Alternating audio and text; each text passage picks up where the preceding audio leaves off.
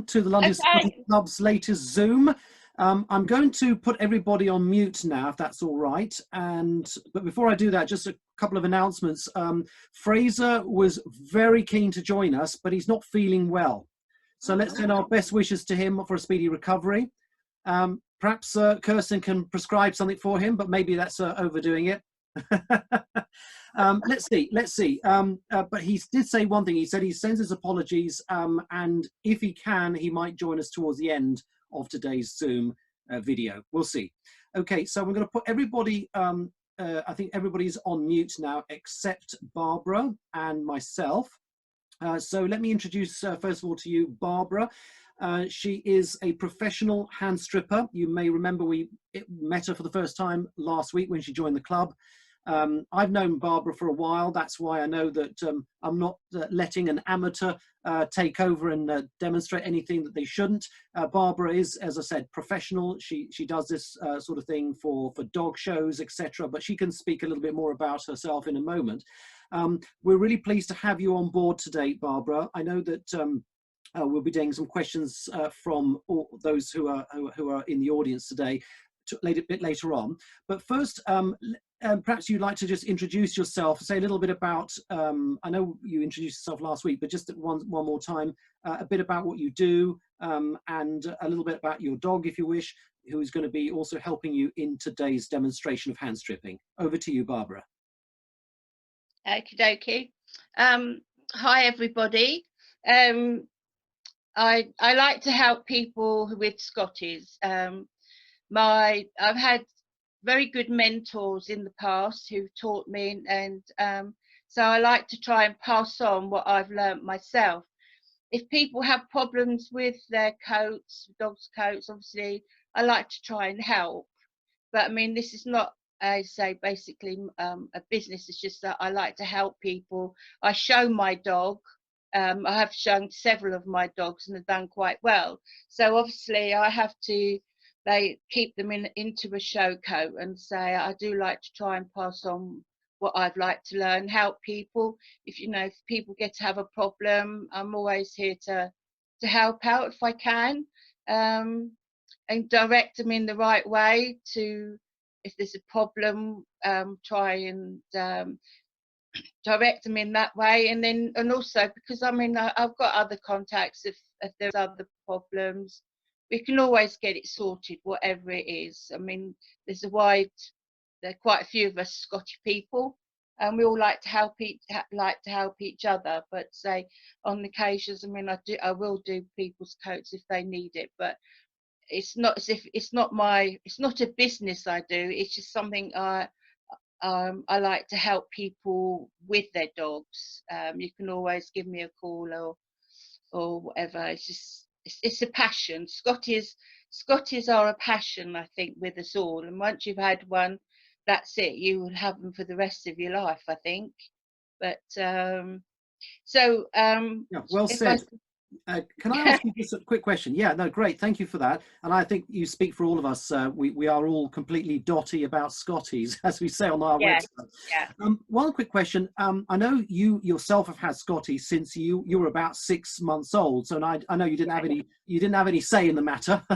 No. But you've obviously had them for all your life, really, and it's wonderful. How long have you been hand stripping? Because this is obviously something that you trained and you aspired to do. So when did you start? Well, I've been hand stripping now for about 18 years. The first 13 of those, by my mentors, I was classed as a novice. So it took me that long for them to say yes.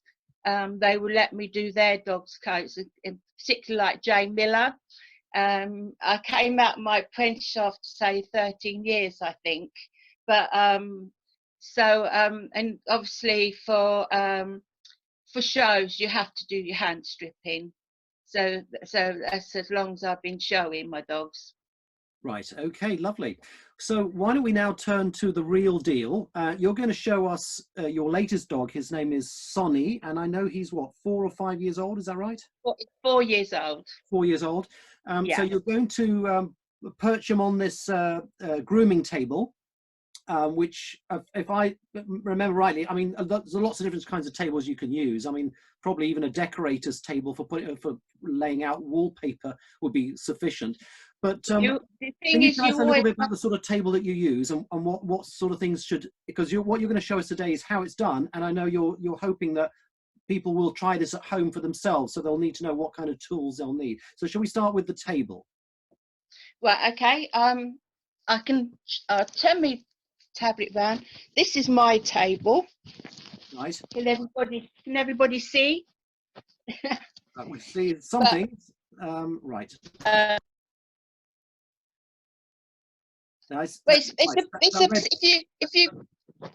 if you go in, if you have a look on grooming tables, see the basic table of them all. As long as, but if you're doing it at home, you could have a table that's of good by yourself, and as long as you've got a rubber mat on it, so the dog's not slipping about, that's all you need. But I mean, obviously, if you're going to shows, you will need a proper table, really. But I mean, but that's what a lot of people will do. Right. But I just put Sunny on the table. Fantastic. I just moved. So a rubber mat, that's an interesting thought. I hadn't thought of that, but yeah, something that you can put on the table surface. The table, Yeah, as long as the table is of a decent height for yourself, because obviously you're not going to want a backache. sure. Okay, well, we can Right. see the edge of your table, and we can see some object on the right hand side there. So this looks a little bit like a football club towel, but I've been assured it is not. So we're not going to upset fans of various football teams today. It's a pedigree thing. Champion towel. Yeah. It's a champion towel. How wonderful is that? How wonderful. So this is Scottie. It's when you're in your championship shows, often they give them to you as gifts.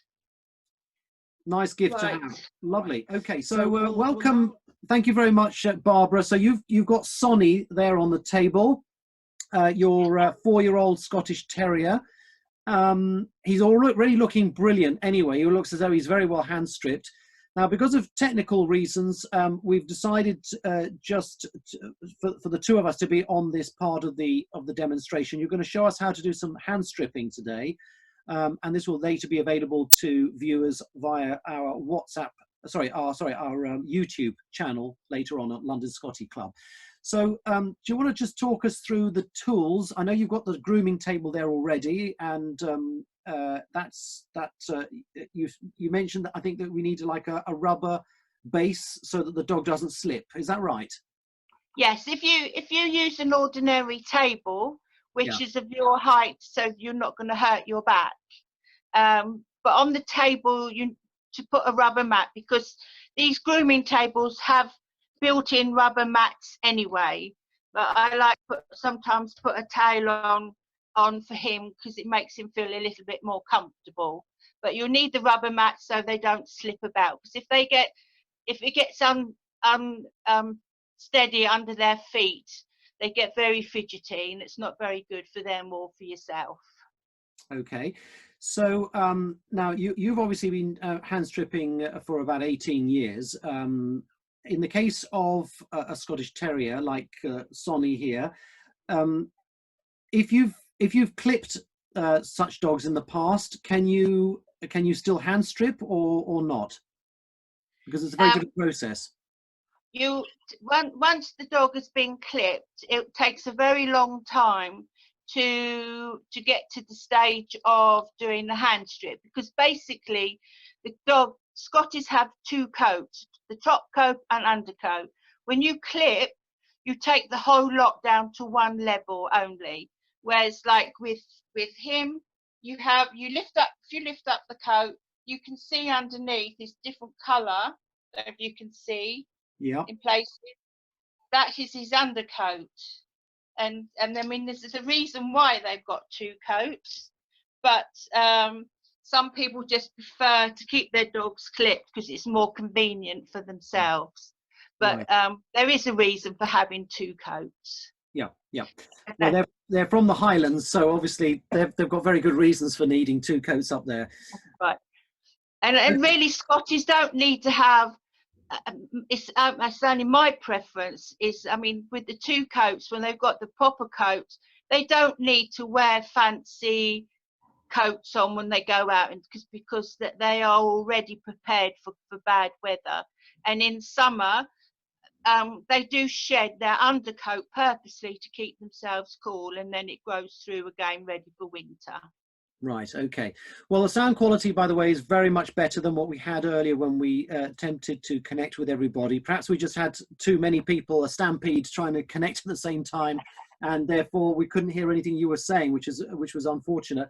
So we're basically going to once again ask Sonny, who's a very patient dog indeed, to allow us to see how hand stripping is done for the second time today. It's a deja vu moment, Sonny. But he's being very good about it so far. So do you want to just talk us through the tools of the trade first? Right. You've got stripping combs. The teeth on them are different sizes. One's finer, and this is a longer one. You can see the teeth on them are different. That's a different width. Yes.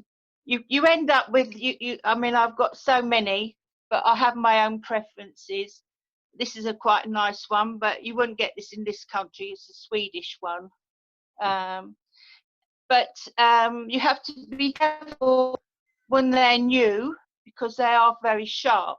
So in fact, you end up cutting the coat, which is instead of stripping the coats. And if you do it in the wrong way into the coat, you can cause a problem to the dog's skin. I mean, you can cut them.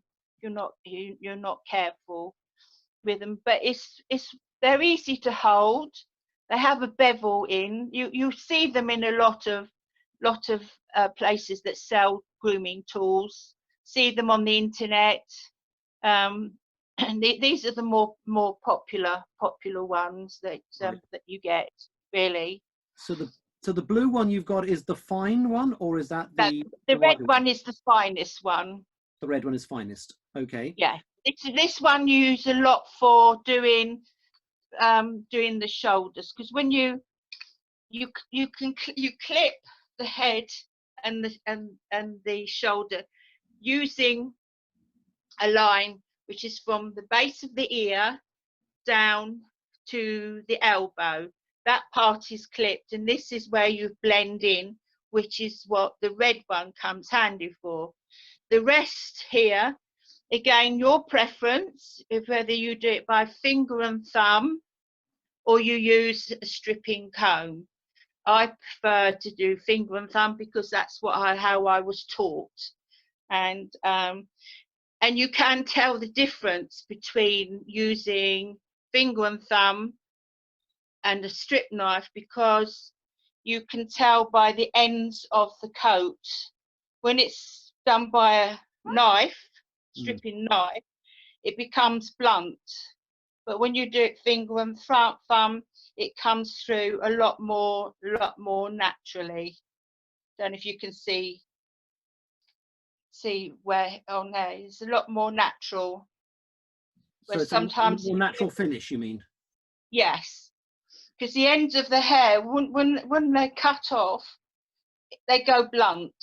But when they're done by finger and thumb, they're still very, very pointy, I suppose is the best way to say. Right, right. Yeah, yeah. It doesn't look like damaged hair. No, I see what you mean. Okay. In terms of so there's a technique obviously to use these hand stripping tools without injuring the dog. What about injuring your own finger? Because I know that you hold the thumb next to the blade. Are they safe for you as a person using them? Yeah.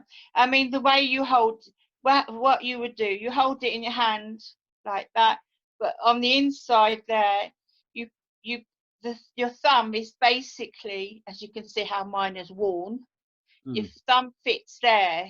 So when you're hand stripping with a knife, you pull it down. You pull it, so you have so much hair You get the hair there, but the hair is like that. I don't know if you can see. You hold it like that, Yeah. but you're gradually pulling little bits out as you're going along. You lift the hair up, take your thumb between the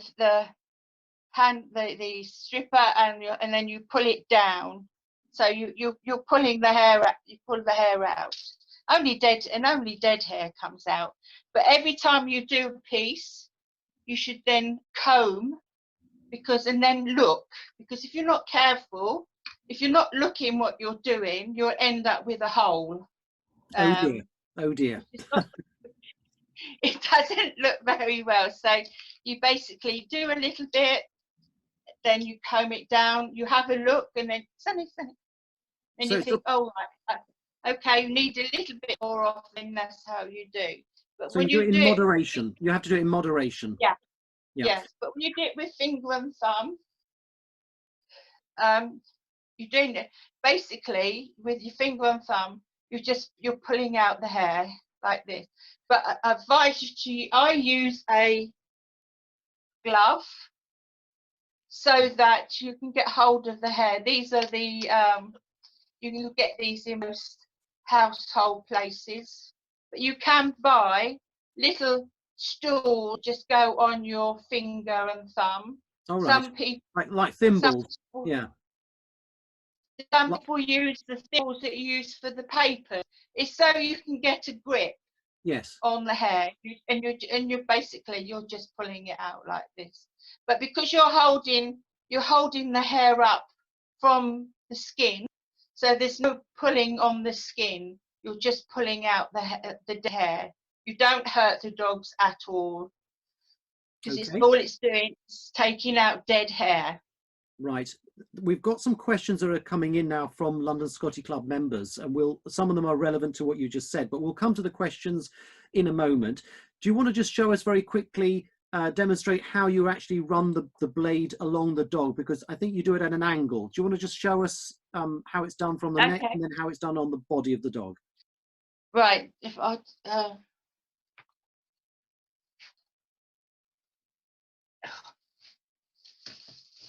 Well done, Sonny, for being very patient. Right, when you're blending the neck, you always comb it down. Right, because it's quite short at the moment. You take it up and then you pull it down. All the dead hair comes off. We can actually hear the scrunching noise as the hand stripping is underway. It's just taking off. And this is not cruel. Obviously, this is not cruel for the dog in any way. No, definitely not. This isn't hurting anyone, because you hold the skin, you see, like this, and as you're doing it down, he hasn't got so much to take off at the moment. So you take it up, and then you down, comb a bit. Now this looks like a pretty time-consuming thing to be doing. Obviously, Yes, all dogs are currently 3 hours. 3 hours. So at the moment, obviously, there are a lot of dogs in lockdown, and I guess that means that most of those Scotties have not had any grooming for 2 or more months. In that sort of situation, a healthy growth of hair on a dog like that, how long would it normally take to hand strip such a dog who's not had any attention of this type for 2 or 3 months? Well, basically, I'd say about the same, because even over time, a lot of the hair will start to come out on its own anyway. Yeah. So as it comes, the only thing to say would stress is that as long as they've been brushed regularly, you will find a lot of hair comes out. Obviously, the worst thing is for them to get tangles. I mean, right. That is a big no-no. Even if Sonny, if he gets the odd tangle, it's painful for them to get the tangles out. I mean, it's something that you probably have to cut out if they get too bad. But if, as long as you have regular brushing, a lot of any really excess will come out automatic anyway. Yeah. So And there's a certain also we amount of bath shedding. them. Yeah. So Barbara, there's a certain When you amount of bath shedding. them, Yeah. yes, yes, Natural wastage, in other words. yes, Okay. yes. So just so we're clear, for a dog 2 or 3 months, even if you've brushed him, obviously the hair will grow. He's obviously going to change shape in 2 or 3 months without any hand stripping. So to do that from start to finish, to hand strip down a dog in that scenario, are we talking about 3 hours or longer? Yes. Yeah, no, I'd say a good 3 hours. Because Yeah. obviously the worst part is what makes them quite shaggy-fied is if the head if you can keep the head short and if you keep the chest quite short, if you are clipping it yourself, that allows them cool down as well. I mean, if they've got a lot of hair here, when the weather gets hot, this does help to keep them cool. But if you keep the head tidy, and the chest all tidy, and obviously the rear end has to be kept tidy, you should be okay. Should be okay, because obviously the rear end is another part that you see and smell if not looked after. So the obviously with the summer coming, it would be fantastic to be able to groom the dogs because it is so hot for them with all that fur. So what you're saying is, and it's an important point as well, is that actually you only hand strip part of the dog. Part of it has to be clipped. So the head and the neck is clipped. The head, the chest is clipped, the ears are clipped. Yeah. Some people, some of the show people do clip at the end, but I use thin scissors and I to keep this part nice and short and clear, because obviously you don't want a messy end. No. Right. Okay. And you've got to have some vision of what the dog is going to look like in order to be, I mean, in your case, a show dog, but even if it's not a show dog, you still need to have some imagination of how you want the result to be. If you're doing at home, what a thing to do, you can find a nice picture of a Scottie standing and use that as your guide, because if you look at that and then you look at your own, you think, oh, I want my dog to like that. That will give you some guidance as well. I mean, I found it a great help when I was and I wanted my champion. I had a lovely picture of Puzzle, who was the reserve dog, reserve at Crust. Because Gemma was her daughter, so I used her as my used to put it up and look at that and I think, right, that's how I want it to be. So you use that as a guidance, which is quite handy. But And contact the SCPA, they will send you pictures. They send you stripping books. Right, and it's very important that we don't get too close to the skin so as not to injure the dog. So we do it sort of at an angle, as you said, from the head to the tail, but you do it at an angle. So you don't do it along the spine so much as you do it sort of slightly sideways. Is that right? Yeah, you slide it. You basically you slide it over the hair, over it. By again, you slide along. Instead of going that way into the coat, you sliding along all the time. Yeah. Even if you only take out 2 or 3 hairs at a time to get used to it, and you're more confident, and then you can take more out. Okay. Well, thank you very much, Sonny. You've been wonderful to model for us, and you've taken it in your stride. You've had it done many times, I know. So we've got some questions now for you, Barbara. I'll just run through them very quickly, if I may. One was actually from Kirsten, who joined us earlier from Windsor. And she asked about her dogs. She said that she cannot even brush them. She has to take them a few times a year to the groomers. But I think, what is your advice in that sort of situation, that she can't even brush her own dogs, let alone hand strip them? brush hand with you all the, say if sitting down on the settee and the dog comes and sits up beside you, just show him the brush and perhaps just go down the top of and just brush over. So they may be frightened, think that you're gonna perhaps at some time, you know, they've been very roughly groomed. So if you show them a brush beside you, if they sit in your lap, just groom over, brush quickly a bit over the top. So then they get to know that you're not going to do anything horrible to them. Just try that. You can buy, if you go to a good shop, you can buy a spray that you can put onto the coat. One is to help for tangles. Spray on, let and then brush through. Mm-hmm. Or maybe if they get upset when you've got your brush out, you can use calming spray. You spray over them. It's quite good. It calms them down, and so that they can relax. And then try little bits at a time. It's Okay. just, I know it'll take a long time, but you know they've got to be sure that you're not going to roughly give them a brush. Just do it gently. You know, I think over time it's just a bit of patience, really. Right. So But it's they about do need. reassurance. It's good. They do need a grooming because it helps the blood circulation. It's just good for them. It's the same as us humans about not. How would you feel not having your hair brushed? Yeah, indeed.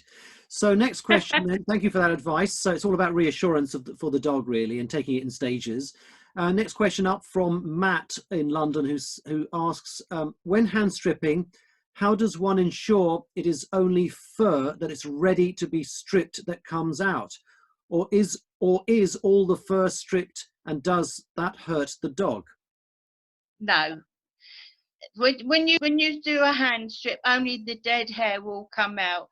That's obviously ready to no, it doesn't hurt the dog. The only way you'd hurt the dog is if you do a hand strip with a tool and say you into them rather than taking the coat off. Because Okay. you're holding the hair, so this you're holding, it's like me holding that bit there, and I can put that out there. It doesn't hurt them. Right, great. Next question up from Pedro, who says, slightly generic question, he says, Flora has her first groom as a 1-year-old next Sunday. So she's just turned 1 and she's going to have a first groom. She's Pedro's first Scottie, so he's not really familiar with what comes next. He wants to know, what instructions should we give the groomer? This is for a first groom. Right. I mean, if it's a groomer who's got before, then she'll obviously know how to what their behaviour can be like, especially if it's because basically you need to start grooming, doing their coats on 8 to 12 years old. You first start, so obviously it's going to be a bit daunting for her.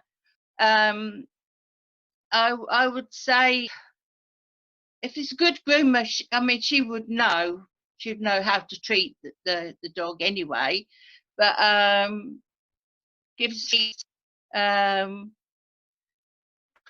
it's a difficult one because and it's always difficult. Sometimes it's difficult if, as long as he doesn't stay there. If he's going to leave dog and then come back and pick him up.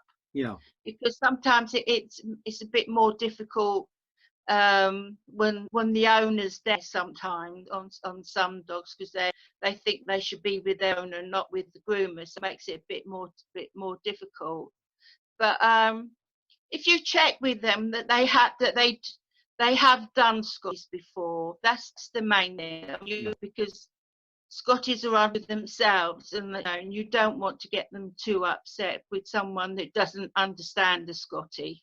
Yeah, no, that's very good advice, and I think that's really what the question is about. It's, I mean, we don't know enough details about the groomer, obviously, but I'm getting the impression here that obviously the owner is anxious because it seems as though they've left it a little bit late in terms of doing the first groom, because it's now a 1-year-old dog. But that's why they're concerned that whoever's doing this groom, as you say, understands what Scotties are about, understands the temperament of the dog, and also knows the shape of the dog. I mean, I've seen situations where a Scottie looked more like a Westie when he came out, and that's because Yeah, the yeah. person doing it doesn't really know or appreciate the difference, and therefore went along the wrong specifications. But in terms of the temperament, as you say, that's another thing that's very important, that the groomer needs to understand what the dogs are like. Thank you for that.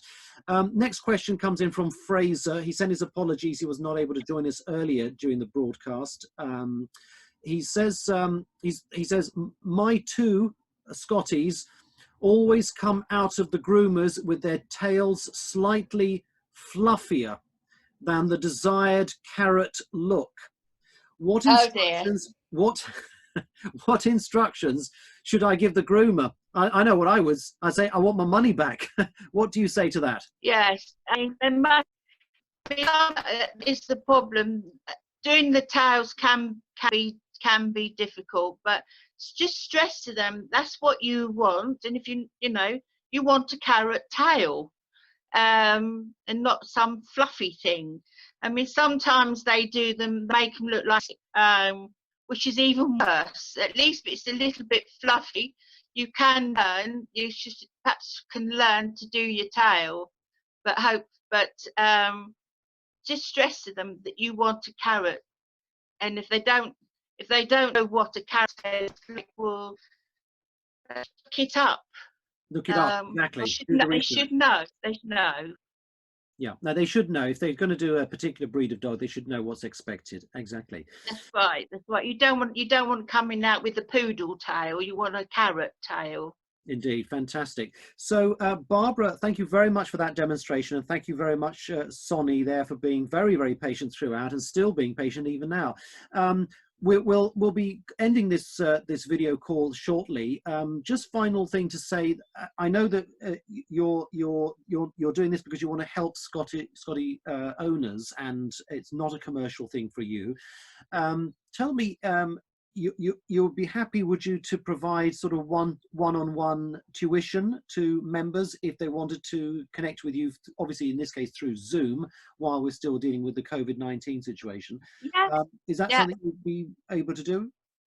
Yes. I mean, I'm always. I mean, you know, always willing to help somebody. Some people, if they are really, it's really desperate. I mean, I'll even give them a meet with them or go through, show how to do it. Let's say I do this out because being a Scottish person, I want to help other people. So yeah, just give me a call, chat or whatever. Well, fantastic. Well, thank you very much, Barbara. We're sorry we had to shoo away all the others who were watching this earlier on, but I have to say I'm delighted to say that the recording was a lot better. There's still a few audio problems, but generally speaking, I think we were able to hear everything you were saying. So check it all out on YouTube. It'll be up later today. So thank you again. Have a lovely evening, and look forward to seeing you more often in the London Scottie Club. Okie dokie. I'll give Sonny his dinner now. Perfect timing then. Thank you very much. Have a nice evening. Bye-bye. Bye. Bye.